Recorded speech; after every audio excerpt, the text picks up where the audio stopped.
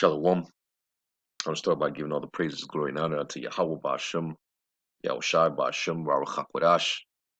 Double honor to the elder apostles of the great Muslim rule well, peace and salutations to the tabernacle of David, the hopeful elect, scattered throughout the four corners of the earth. Brace for rationing is what they're reporting. And this is from Ice Age Farmer.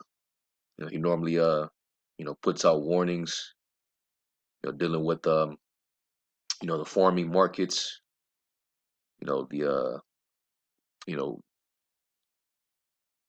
the different food markets and how it's affecting the world economy. Usually gets into that, and what's going on as far as with the latest conflict with Russia and Ukraine, which that's all you're hearing in the media. You barely hearing anything else. All you're hearing about is how devastating this attack on Ukraine is by Russia. But we all know the deal. But we all know that this is all engineered. They want to tighten the squeeze on the whole world. If you want to get a better grip on the people, control their food. So this is just another Hegelian dialectic method from the globalists to engineer a food crisis all around the world. All right, and we already know what that's going to bring and what that's going to usher in. As it is written, lest Satan should get an advantage of us, we're not ignorant of his devices. So we already knew it was only a matter of time. The fact that they've showed us what they're willing to do in order to increase their their power over the people, their form of control. And now with the inflation, it's only gonna exacerbate the looming food crisis. With the Fed printing out all that extra money, Joe Biden, funneling all this extra money, even though this place is in a world of freaking debt, still got all this money to dish out, when convenient. You want to throw money towards these Ukrainians. So we already know what they're doing, man. This is all orchestrated to, bring down this current global monetary system. We're in the midst of a transformation, so they're gonna do everything in their power to pretty much implode and decimate it, systematically piece by piece. So anyway, I'm gonna play just a few minutes of this video, and then we'll get some precepts. My friends, well, Hold up, let me adjust the audio, and then we'll get to it. All right, let's go. welcome. The mainstream media is now warning us that it's time to get ready for food rationing. Of course, they're blaming Putin for the food crisis, but you and I know better. I find it interesting that they're even using the same verb, brace, that I used early last year when I warned you we were about to face this triple threat of inflation, supply chains collapsing, and food shortages. Well, we're now at that moment of impact. Tonight, I want to demonstrate that this is a deliberately engineered situation and that they're still taking steps to aggravate it. And then, more importantly, talk about how to start growing food in a way that can insulate your family from the effects of this food crisis. I'm Christian, and this is the Ice Age Farmer broadcast. And before I even begin, let me just observe that Telegram's banning of RT does not bode well for other alternative news sources who've been called Russian bots for the last few years, right? The censorship is growing quickly. I highly encourage you to bookmark iceagefarmer.com directly, and even bookmark the IP address, which will help you get around domain name level censorship, which, as I've covered, is already happening. So, yesterday in my report, I mentioned that Moldova had banned the export of grains, trying desperately to hold on to the food supply that they do have, and that other countries would be following suit, that this was now going to escalate quickly into a global food crisis. Indeed, that has happened with Hungary following suit just a few hours ago. Hungary is a big producer of grains and a net exporter. So when they ban exports of grains, that means that there are other countries, the net importers, who don't have the food, who are up a creek without a paddle now. Zero Hedge is picking up on the situation. Food crisis is imminent. Hungary bans grain exports effective immediately. Those who have grains are no longer giving it away, and those who don't will soon find themselves in the middle of an epic food crisis. One of Europe's most grain-rich nations has effective immediately stopped exporting their grains. Expect grain prices to continue to rise, even though they're already at record highs, in the next few weeks, as the world realizes the extent of the global food crisis that is coming. And it's here now. You can't just cut off 40% of the world's grains from the Black Sea region and expect things to keep working as planned. Indeed, here are the countries who depend on those grains to feed their people, with Egypt by far the largest buyer of grains from the Black Sea region. They are all rushing out to the market and frantically trying to buy any grains they can, which, by the way, is what Zero Hedge and any thinking person would recommend you do. Go buy flour, rice, barley, anything you can get your hands on. Don't wait, because it will not be there. Here's something about Egypt rushing to find alternative wheat suppliers following the Ukraine crisis. Egypt. So you can see this is these other countries, because of their concern for what's going on in uh Ukraine, they're cutting back on those exports, from Ukraine. Now, Ukraine and Russia together, they account for more than a quarter of the global trade in wheat. All right. We know that the grain market in the wheat is a cornerstone within the Ukrainian economy. They known for producing a great export of or output, should I say, of sunflower, um potatoes, and also their grain, corn, wheat,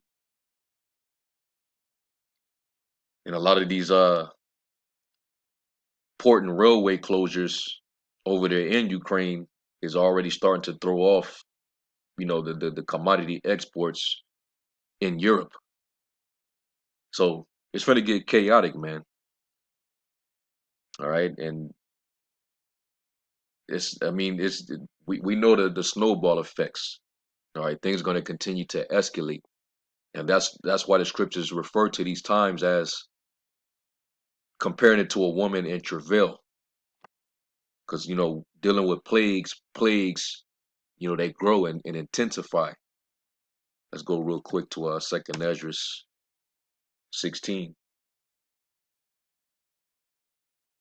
I mean, these two major countries that happen to be at it right now, they just so happen to be top exporters of major grains and vegetable oils and different other commodities. Russia being the world's largest wheat exporter, but combined with Ukraine and Russia, they're responsible for, almost 30% of global wheat exports, man. So this is definitely being affected, but of course they're going to blame Russia for it. All right. But this is all being engineered, it's all orchestrated.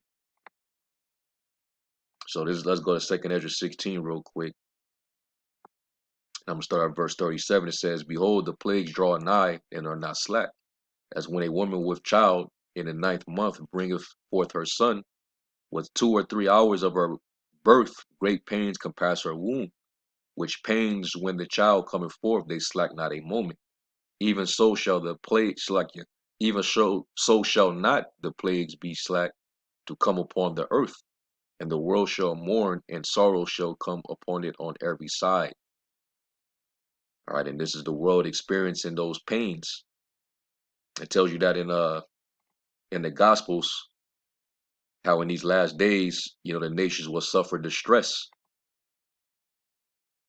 Let's go to Mark. I want to say it's chapter 13.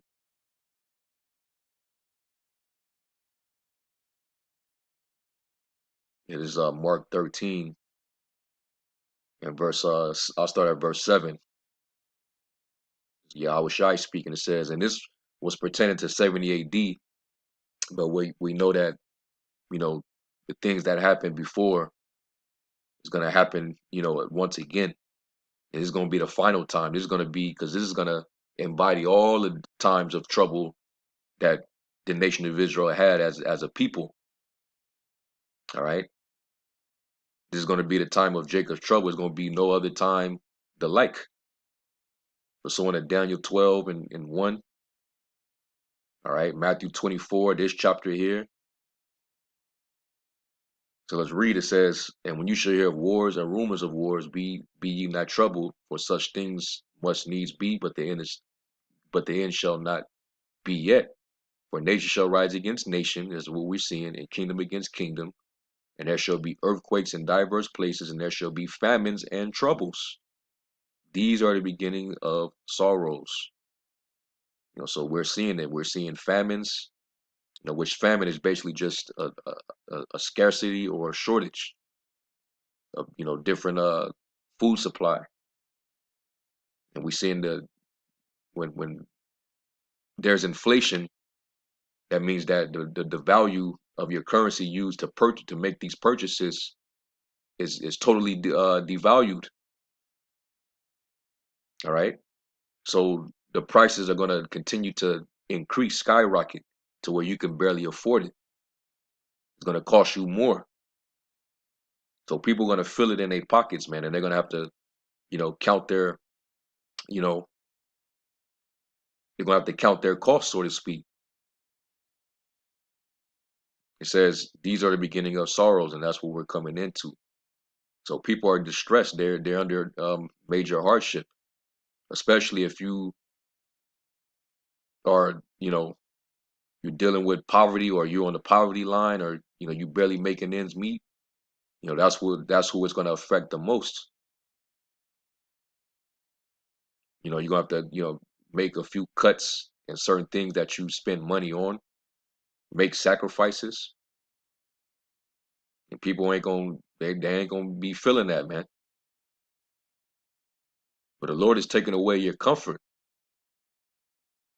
All right, it's not going to be easy. So let's go back.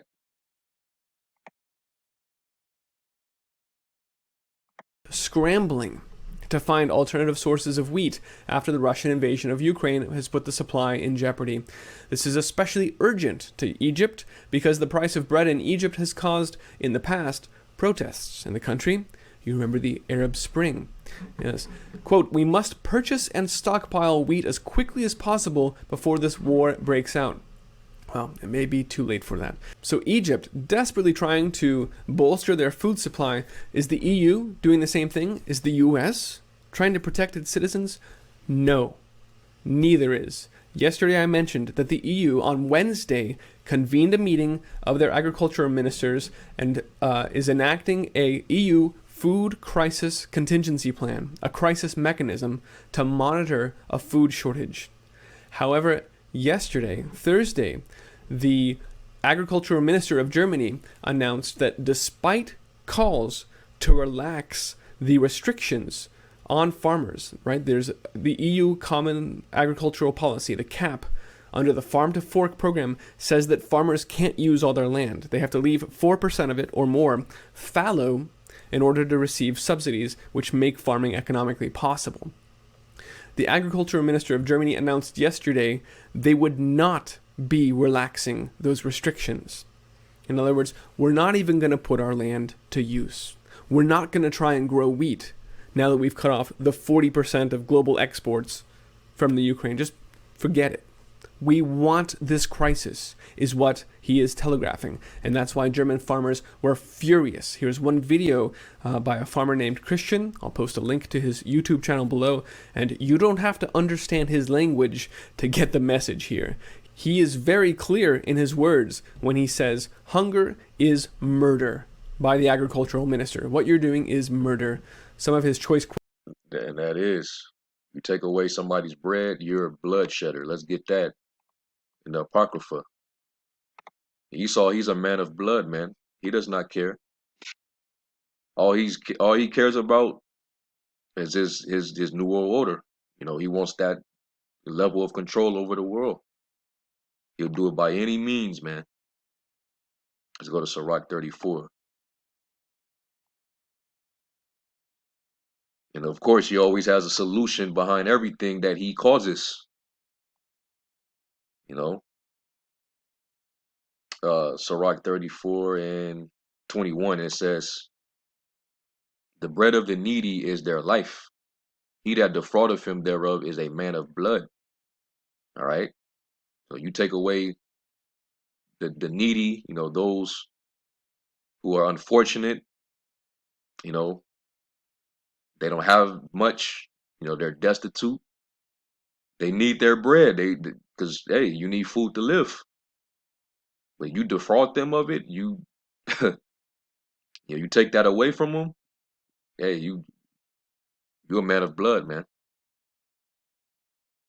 All right, it says, "He that taketh away his neighbor's living slayeth him, and he that defraudeth the labor of his hire is a blood shedder." And Esau is good for that too. All right. So, that's what they're pretty much doing. They want the people to suffer. Because we know that the soul that is lifted up is not upright in him. You think he's gonna do good for the people? Not if it's not in his best interest. It says, let's go to Jeremiah real quick. You expect this devil to ever do anything right? You better think again. Jeremiah 13 and 23 says, "Can the Ethiopian change his skin, or the leopard his spots? Then may you also do good that are accustomed to do evil." There's a wicked, evil people that are in power right now. The earth is given into the hand of the wicked. Okay, so I know I did say I wasn't gonna play the whole thing. I was gonna play a few minutes, but it is some good information, man. No matter of fact, I'll just leave a link to this video in the description box if you're not already subscribed to this channel, Ice Age Former. He always put out that good information. All right, but it's gonna start happening, man. While people over here are still comfortable, because hey, like the prophecy say in Isaiah, thou that are given to pleasures and dwells carelessly. You think you're just secure. You think everything's going to continue the way it is. You happy that all of a sudden things are temporarily, going back to normal, which it ain't normal. You people don't even know what the hell is going on. All right, but it ain't that things are returning back to normal. It's just that they're on to their next uh phase of the agenda. That's why immediately after they told you to take the mask off, that conflict started up. And they know that this would help to exacerbate this looming food crisis. This is also an attack on the current global world economy. They want to collapse that so they can bring in the new, the MOTB system. That's what it's all about. We're not stupid. Now, the average, they know that the average Western consumer, they're idiots. They consume whatever their own media throws out at them.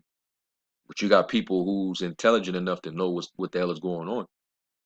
And they're not watching just mainstream news and taking their word for it. They're simple believer for every word. You gotta, do the research, watch alternative media sources. There's plenty of whistleblowers out there. You gotta stay up on it, man. All right. So what's gonna happen, and we all know according to the scriptures. Now we had a point in history dealing with Israel, and we always bring these scriptures out. Y'all know these scriptures where when the Lord would have the nations come and besiege us, the enemy will make it hard for us to have food. Let's go real quick to Ezekiel,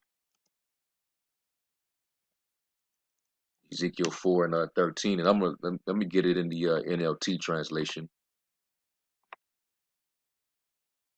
Because Ezekiel prophesied of the famine that would happen as a result of that besiegement of the Babylonians. This is Ezekiel 4 and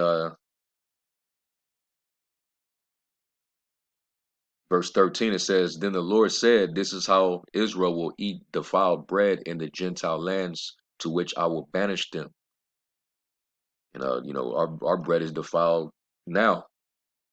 All this processed food, a lot of this food that's genetically modified, you don't even know what's what. And even when you try to go organic, a lot of that shit is fraudulent too. So we're just hanging on by the grace and compassion and mercy of Yahweh Shem Shai, man. All right. That's why we in desperate need of new management on the earth.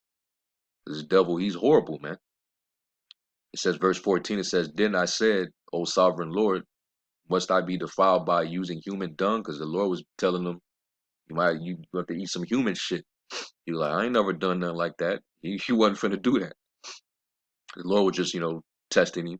He says, "For I have never been defiled before. From the time I was a child until now, I have never eaten any animal that died of sickness or was killed by other animals. I have never eaten any meat forbidden by the law." Keeper of the law, right? The Lord said, "All right." The Lord said, "You may bake your bread with cow dung instead of human dung." Then he told me, "Son of man, I will make food very scarce in Jerusalem." That's that famine. It will be weighed out with great care and eaten fearfully. The water will be rationed out drop by drop, and the people will drink it with dismay. So they go food with water rationing. Lacking food and water, people will look at one another in terror, and they will waste away under their punishment. And the Lord said, "Woe unto the inhabitants of the earth," man. So the world is going to feel these effects. The Lord is using this devil to bring about this crisis. You see, because the Lord he's in control. Let's get Leviticus 26 and 26, because this was part of the curse too. Leviticus 26 and 26, it says, "I will destroy your food supply so that 10 women will need only one oven to bake bread for their families. They will ration your food by weight, and though you have food to eat, you will not be satisfied." See, so that's what happens during a famine. And then we keep talking about the inflation, with the food prices rising. That's only gonna make things worse. And wheat, we know that a lot of we consume a lot of wheat bread in this society, man. Jake love to make they French toast. They like to make they sandwiches. You know what I'm saying? A lot of different cereals that you eat is made with wheat. A lot of these beers from these breweries that's made with wheat. So if your wheat supply is being affected like that, it's going to be a shortage.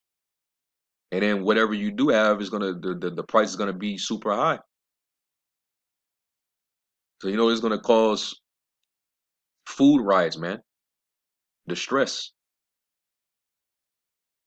Let's go real quick over to Revelation 6.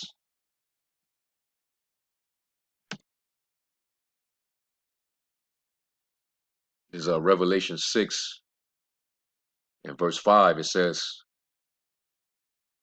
"When the Lamb broke the third seal, I heard the third living being say, 'Come.' I looked up and saw a black horse, and his rider was holding a pair of scales in his hands, yoke." Let's look up scales.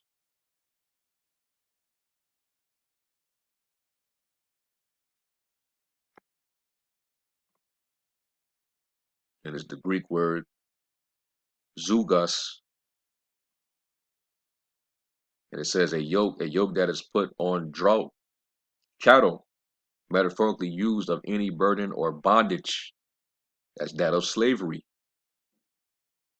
We're yet this day in our captivity, man. of troublesome laws imposed on one, especially of the Mosaic law, hence the name is so transferred to the commands of Mashiach as to contrast them with the commands of the Pharisees, which were a veritable yoke, yet even Yahushua's commands must be submitted to through easier to be kept. You know, it talks about how they would the wicked scribes and Pharisees would put Jake in bondage by imposing the whole law upon them when they themselves couldn't keep the law. But we know that this isn't dealing with this prophecy in context. This isn't what that's talking about. But this is one of the definitions using this term. All right, that yoke, a balanced pair of scales. Okay, so basically we're just we're under a burden right now, right? So let's continue it. It says, verse 6, and I heard a voice from among the four living beings say, a loaf of wheat bread or 3 loaves of barley will cost a day's pay. That's what you call inflation, really damn near hyperinflation. If what you make in a day, which the average person, they work their 8-hour shift, whatever it is that you're making, which this was back then, during the Roman Empire, they had the denarius that had a certain worth, but we know that how Roman fell, they had an economic crisis. So their denarius kept getting devalued more and more and more. They would add more, I think, copper or other metals to basically weaken the worth of their coins, and they would need more of it to make purchases on certain goods. And the modern Rome is going out the same way. It says a loaf of wheat bread or 3 loaves of barley will cost a day's pay, and don't waste the olive oil and wine.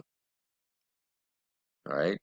So that's an example right there of inflation or hyperinflation. And then what does that lead to? Well, let's continue to read. It says, when the Lamb broke the fourth seal, I heard the fourth living, Sakya, living being say, come, and it's dealing with the angels. I looked up and saw a horse whose color was pale green. That pale horse. His rider was named Death, and his companion was the grave. These two were given authority over 1/4 of the earth to kill with the sword and famine and disease and wild animals. All right, let's go to the KJV. In Revelation 6 and 8 it says, and I looked, and behold, a pale horse, and his name that sat on him was Death, and hell followed with him, showing you that hell means the grave. And power was given unto them over the fourth part of the earth to kill with the sword, and with hunger, and with death, and with the beasts of the earth. And you go here to 2nd Ezra 16, and that's what that was prophesying of. 2nd Ezra 16, and I'm gonna start at 17. It says, woe is me, who would deliver me in those days, the beginning of sorrows and great mournings, the beginning of famine and great death. All right, the pale horse, the beginning of wars. All right, we in you know, the hearing of wars and rumors of wars. Ukraine, Russia, all right, Iran, Israel, all right, China, you know, having their war of wars with the West over Taiwan, right? And other, countries. And a power shall stand in fear and beginning of evils. The beginning of evils. What shall I do when these evils shall come? Behold, famine and plague, tribulation and anguish are sent as scourges for amendment. So the Lord is going to continue to increase these plagues. So what are we to do? Hey, build your faith. Knowledge and wisdom is going to be your stability in that time. All right. And be willing to, lose everything to gain life eternal. But just knowing that the Lord's gonna, if you're of the elect, the Lord's He's gonna take care of you.